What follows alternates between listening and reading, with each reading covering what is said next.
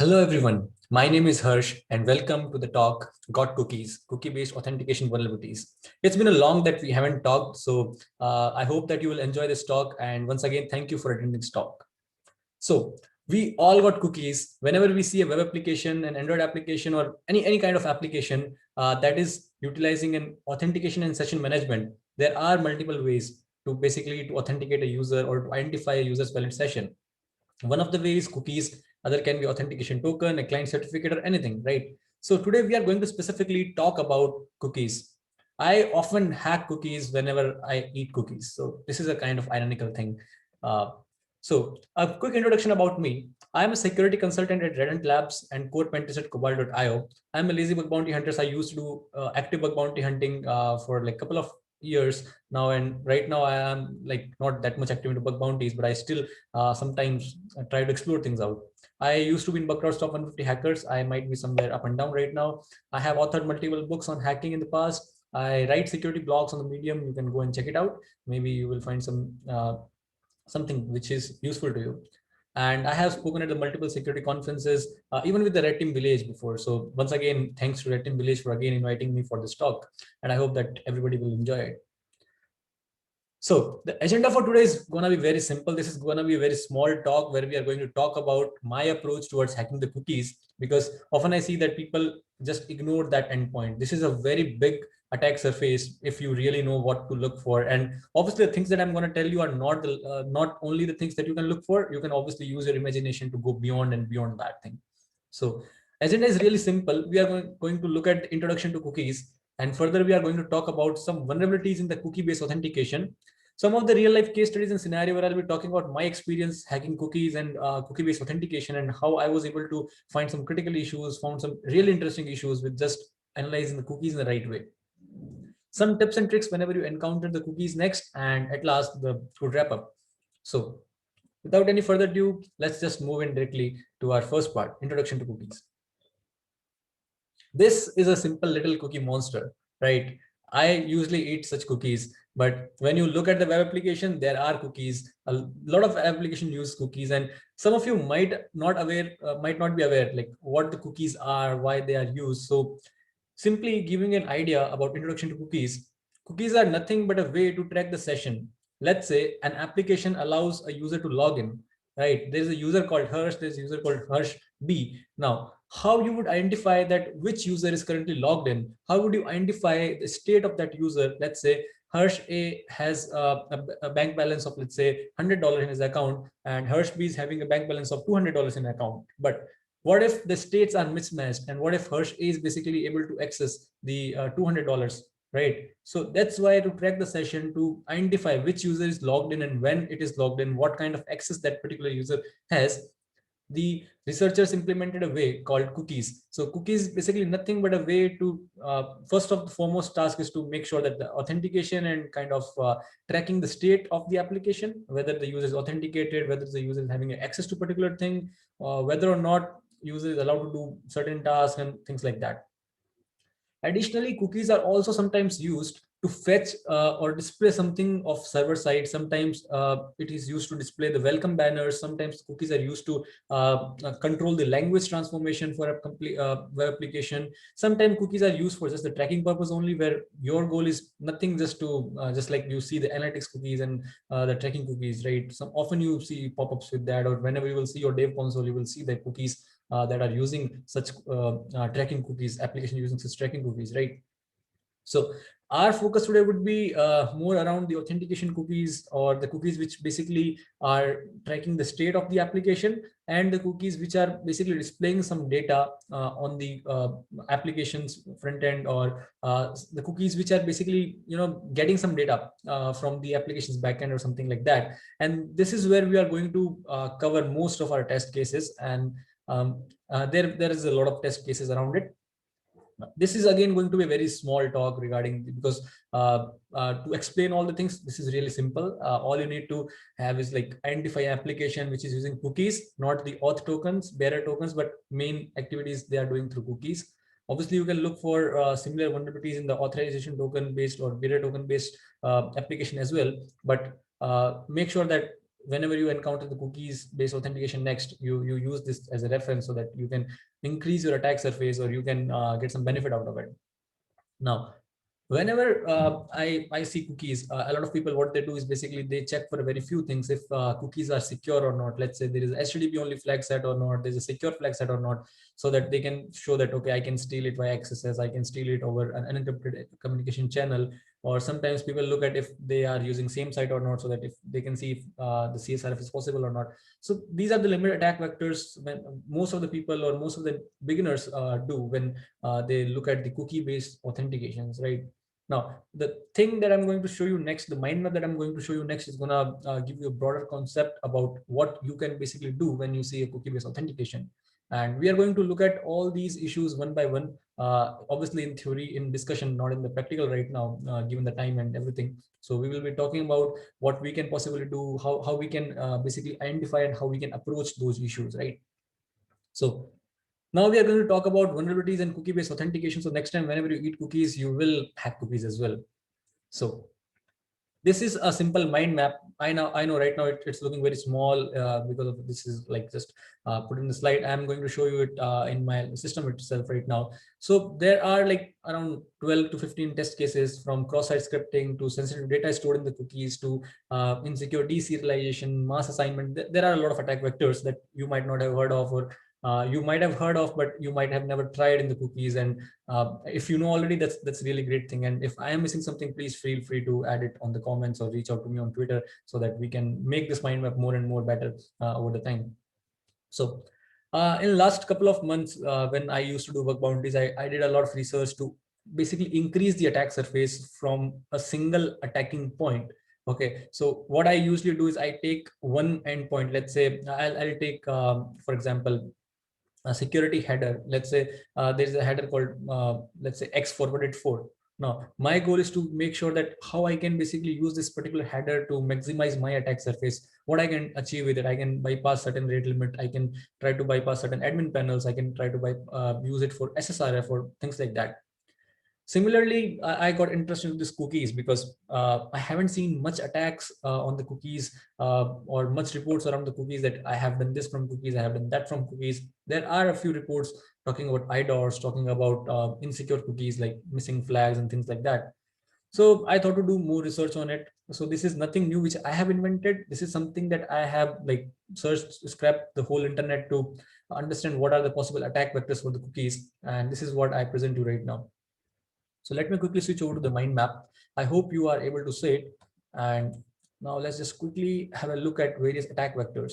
So we will look at it one by one, that how we can basically achieve different attack vectors. So the mind map is basically created by me, and I hold all the rights for it. The first attack we are going to talk about is the cross-site scripting. We all are aware of cross-site scripting. The one thing to remember over here, that most of the time the cross-site scripting in the cookies is self cross-site scripting. In bug bounty programs, there is no impact as such that we can observe with a self cross-site scripting.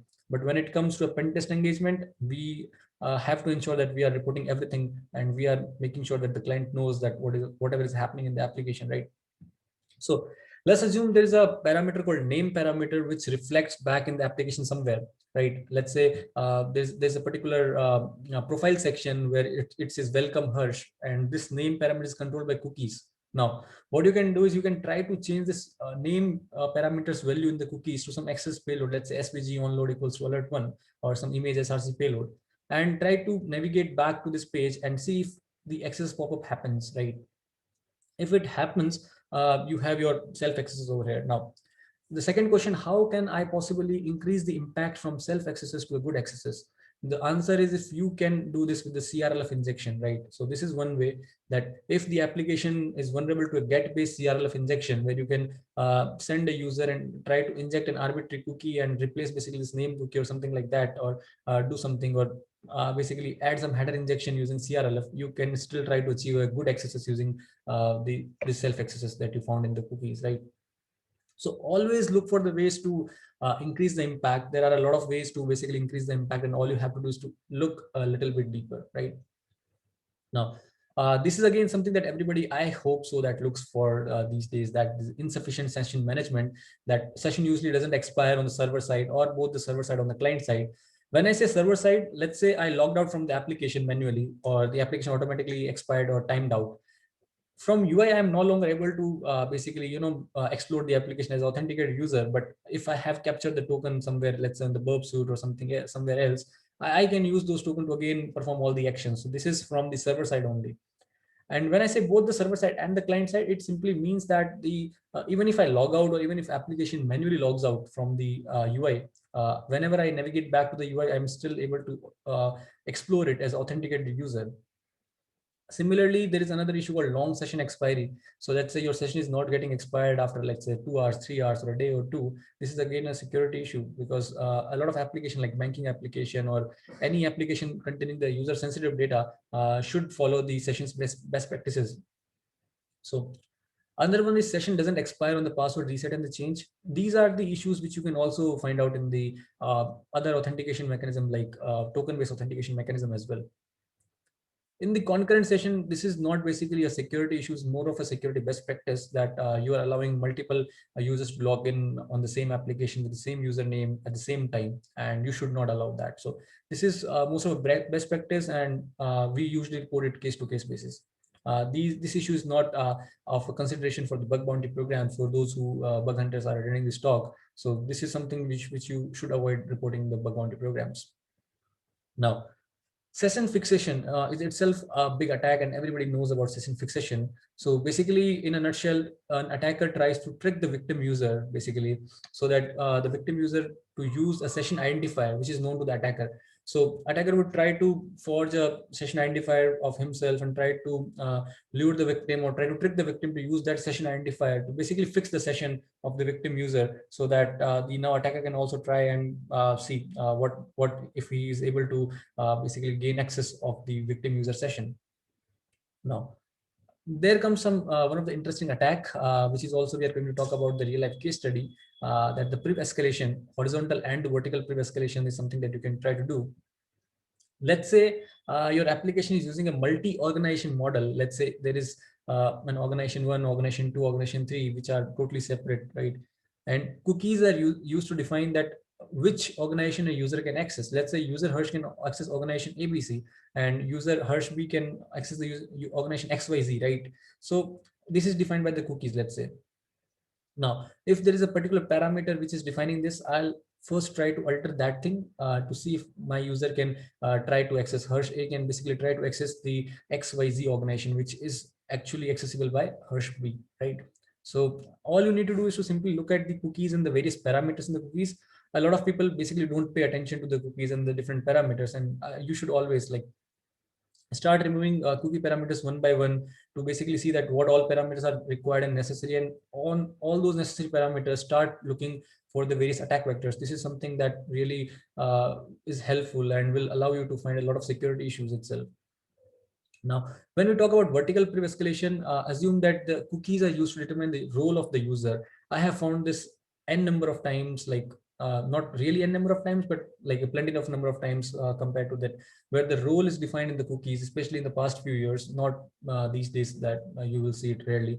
But like, let's say the role parameter is something which is defined in the cookies. You can try to alter that role parameter and try to see if basically you can elevate your privileges from a normal user to admin user, or a moderator user to some higher level user, right?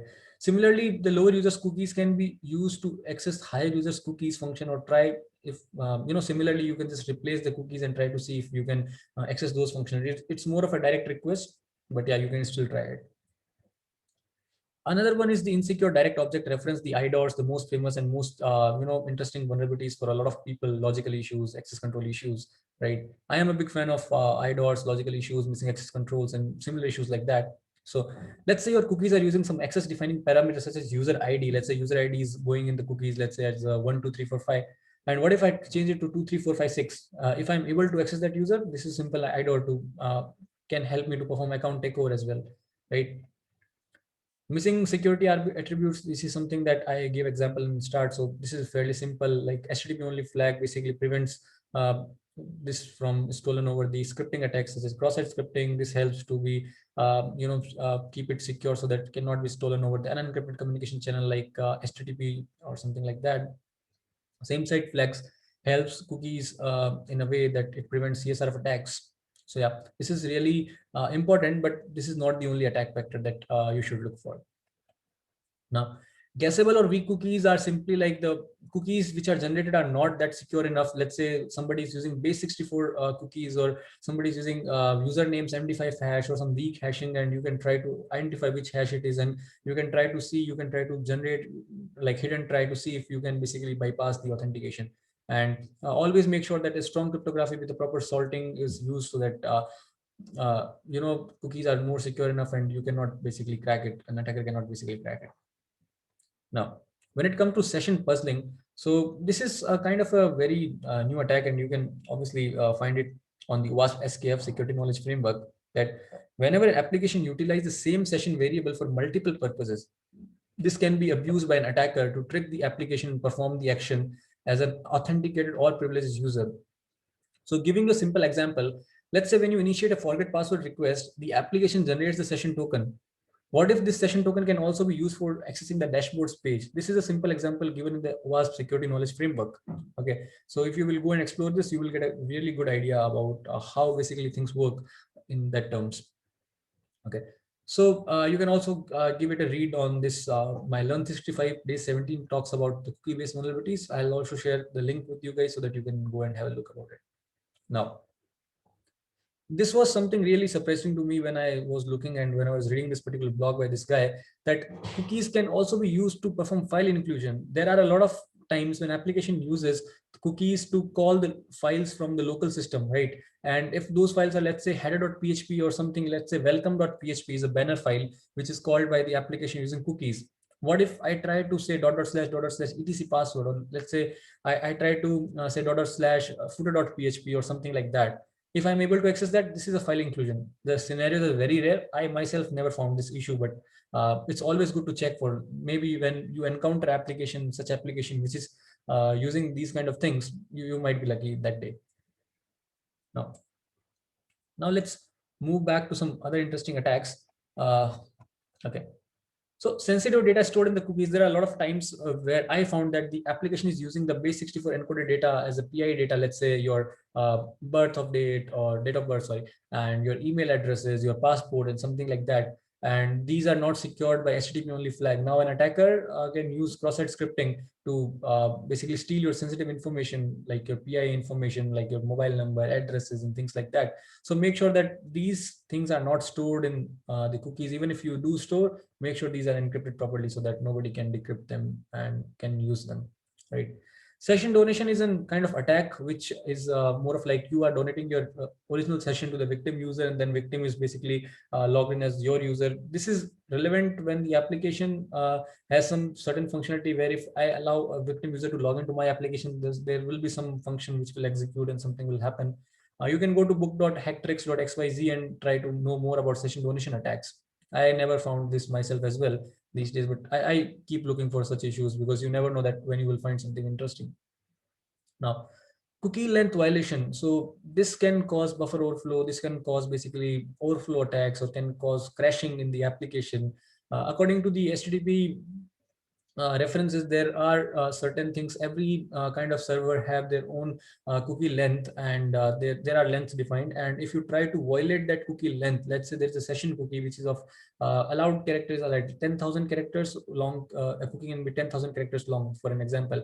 But what if I provide 10,010? What if I provide 11,000 characters? If the application crashes, this is a security issue that the cookie length measures are not implemented. And this is a lot of time I used to never check this issue because I never knew that this thing can be checked unless I explored this thing. So it's always good to explore and know these kind of things.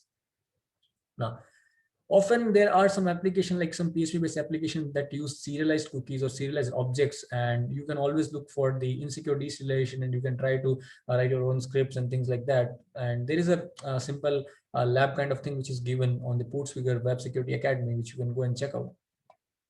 Arbitrary cookie injection is something, the CRLF thing that we talked during the accesses, that if you can basically inject an arbitrary cookie and try to control things, it can result into a good accesses if you can turn the self accesses into good accesses, or it can be used to cause certain malfunctioning in the application, can cause to double cookie injection or try to bypass the authentication and things like that. So let's say application is using the cookies with a user ID 12345, but it's not vulnerable to IDOR, right?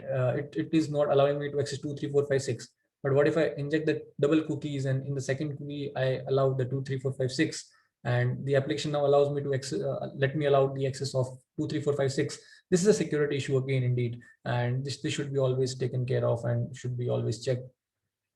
Now, the denial of service or cookie bomb is nothing but forcing the server to process the cookie larger than the restricted cookie size. This is more of a similar as cookie length violation, just the more of same attack vector with the two different names. Cookies can also be used to perform SQL injection. This is a really nice blog by resource.infosecinstitute.com, and you can go and check it out to really have a good idea about SQL injection is cookie-based authentication. Again, to give you a rough idea, if there is some server-side interaction which is happening in the cookies, and if there is some values which are being called and which are being fetched dynamically or something, you can always try your luck for performing SQL injection over there.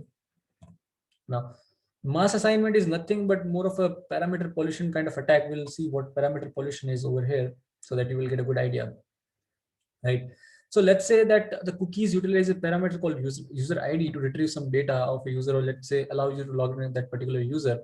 Now, application is basically not vulnerable to IDOR, and changing user ID to something else will not help out to gain some access or basically elevate your access. Now, an attacker can try to add an additional user ID parameter like this, like user ID equals to attacker and user ID equals to victim. And now three things can happen over here. That application will allow you to retrieve the data of victim user using this ID if there is let's say application process the occurrence from left to right or right to left, depending upon that. Secondly, the application may retrieve the data of both the users, the user A, attacker, and user victim.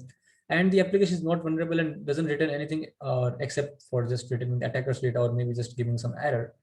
Similarly, in the mass assignment, what the attacker basically do is to try to inject the multiple user IDs in same user ID parameter, right? So right now we are creating multiple parameters, multiple user ID parameters, multiple keys and multiple values.